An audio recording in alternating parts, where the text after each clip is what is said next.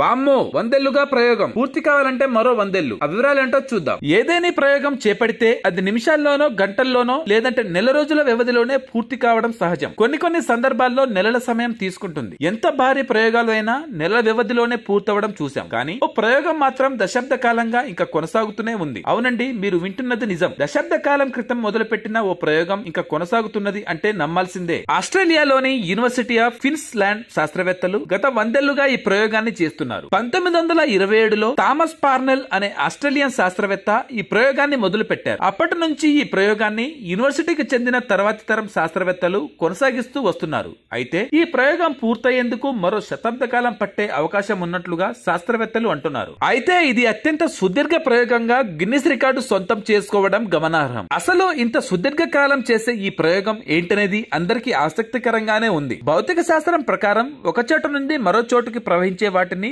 Fluids అంటుంటారు. వీటిలో వాయువులు మొదలు ద్రవాల వరకు అనేకంగా ఉంటాయి. ప్రపంచంలో అత్యంత చిక్కనైన ఫ్లూయిడ్ గా పేరుగాంచిన పీచ్ అనే పదార్థం, ఈ పదార్థం పైనే పార్నెల్ ఈ ప్రయోగం ప్రారంభించారు. చమురును శుద్ధి చేసే క్రమంలో ఉత్పత్తి అయ్యే టార్ నుంచి ఈ ద్రవాన్ని తయారు చేస్తుంటారు. ఫ్లూయిడ్స్ కు ఉండే విస్కాసిటీతో పాటు ఇతర భౌతిక గుణాలను ముదింపు చేయాలని థామస్ ఈ ప్రయోగాన్ని ప్రారంభించారు. ఇంతకే ఈ ప్రయోగాన్ని ఎలా చేశారో కూడా తెలుసుకుందాం. ఇందులో ముందుగా పీచ్ ను ఓ గాజు గొట్టంలో పోశారు. పన్నెల్ చివర ఉన్న సన్నని గొట్టం నుంచి బొట్లు బొట్లుగా కారే పీచ్ ను పరిశీలించి దాని భౌతిక గుణాలను కొలవాలి అనేది ఈ ప్రయోగం యొక్క ముఖ్య లక్షణం. అయితే ప్రపంచంలోనే ఇది అత్యంత చిక్కటి ద్రవం కావడంతో పన్నెల్ నుంచి తొలిబొట్టు పడేందుకు ఏకంగా 8 ఏళ్లు పట్టిందట. ఆ తర్వాత మరో 5 డ్రాప్స్ పడేందుకు మరో 40 ఏళ్లు పట్టింది. థామస్ పర్నెల్ తర్వాత జాన్ మెయిన్ స్టోన్ ఈ ప్రయోగాన్ని కంటిన్యూ చేశారు. ఆయన తర్వాత ఇతర శాస్త్రవేత్తలు ఈ బాధ్యతను భుజానికి ఎత్తుకున్నారు. అయితే ఈ ప్రయోగం ప్రారంభించి 100 ఏళ్లు గడుస్తున్నా ఇప్పటి వరకు పన్నెల్లో 9 చుక్కలు మాత్రమే కిందికి కారాయి. దీన్ని బట్టి అర్థం చేసుకోవచ్చు